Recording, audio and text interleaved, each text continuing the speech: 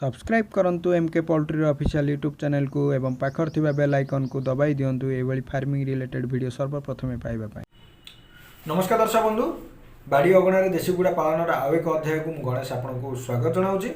आज आम जाना कुकुड़ा बसंत रोग बा जोड़ा कि आमर देखिथे कुकुड़ा मुहर घा घा हो रोचे से रोग संबंध में आम आज आलोचना करवा।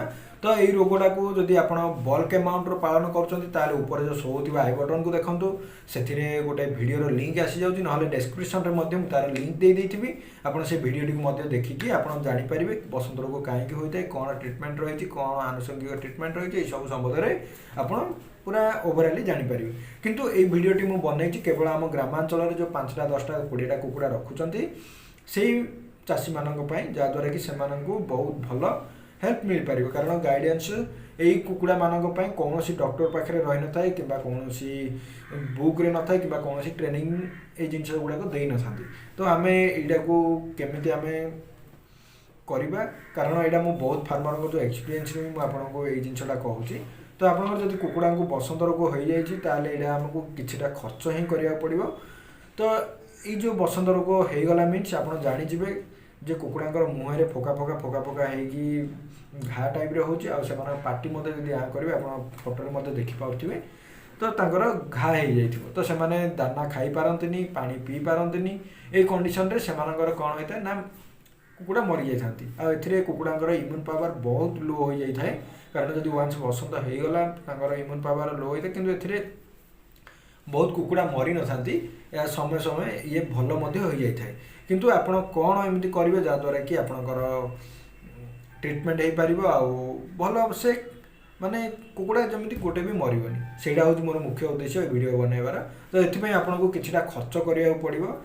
आप ध्यान देवे ये जो कोर्स टी आप गोटाए दिन कोर्स रही आप कुकुड़ा को देखिले बसंत रोग हो जाए आपण कौन करेंगे ना जेकोसी होमियोपैथी कारण प्रति ग्रामांचल होमियोपैथी शॉप निश्चित रोचे। तो बहुत कम टका खर्च करा पड़ो आपको।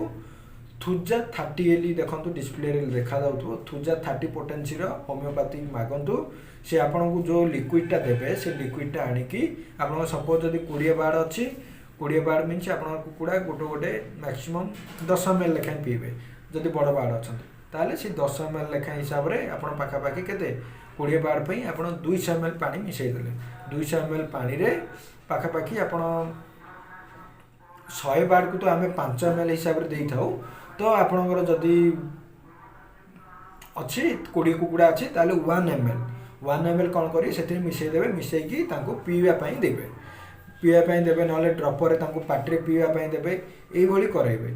सेकेंड हाफ जदि आप यहीटा को कौन करेंगे ना दिन को 3 थर करने पड़ो। आपड़ जो दिन जाक आपको कुकुड़ा को छाड़े बाहर को रखिकी आपको ये कोर्सटा करें। मुझे जानी आपको यहाँ करवा बहुत कष्ट कारण प्रति गाँव में प्रति घरे माने कुकुड़ा को रखापी व्यवस्था रही न था। से केमी पुओ गोटे कणे से रखी था राति जाकी चुकाई और दिन बेले छाड़ी दे था।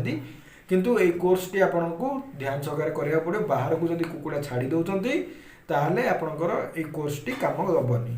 तो ध्यान देवे आपको जमीती हो कुकुड़ा को आपणकर जब बसंत हो जाए करेंगे। कारण गोटे कुकुड़ा जब बसंत हो सब कुकुड़ा बसंत होगा सुनिश्चित। से आपको बहुत ध्यान देवा पड़ो।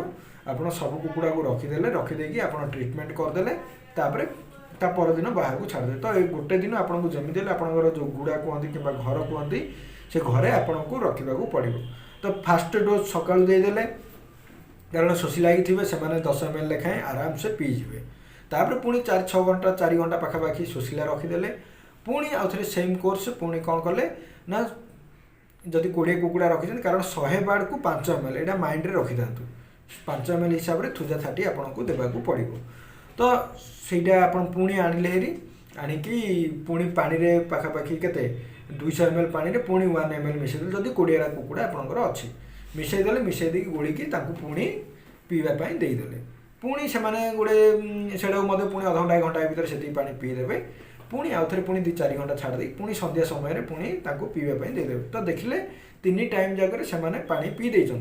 तो आपंकर कोर्स टी कंप्लीट हो परदिन आप छाड़ी दिखाते देखिए 2-3 दिन भितर आप कुकुड़ा बसंत रोग संपूर्ण भल हो जाइए जदि भल न होची ताले कमेंट सेक्शन रे लिखिकी जणातु चेष्टा करी आपको तार अलग ट्रिटमेंट करने बहुत भल ट्रिटमेंट अच्छी आहरी अनेक गुड़ाए प्लग्स अच्छी थोजानिल अच्छी सरी थोजा कौच पक्सनिल अच्छी गुड़ाए प्रकार मेडिसिन अच्छी आपड़ से यूज करेंगे आ ध्यान देवे जब पसंद होती केवे रिस्क नियंतुनी कारण यहाँ गोटे भाइराल डिजीज आपणकर कुकुड़ा को पुणी आटाक माने मोर्टालिटी जब सीवियर कंडीशन पड़ेगा ताले कुकुड़ा मोर्टालिटी होगा सुनिश्चित हो जाए तो ध्यान देवे ये जिनटा को देखा आगामी वीडियो से तले जाए रोचे धन्यवाद जय हिंद।